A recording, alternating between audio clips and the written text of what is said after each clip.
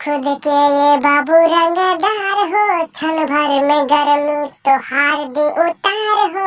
पूजा जानी खुद के ए बाबू रंगदार हो, क्षण भर में गर्मी तो हार दे उतार हो। तू अभी ओकरा से लड़े के नालायक हो जदी भैया, हो जदी भैया तोहर विधायक हो, तैयार तोहर खलनायक हो।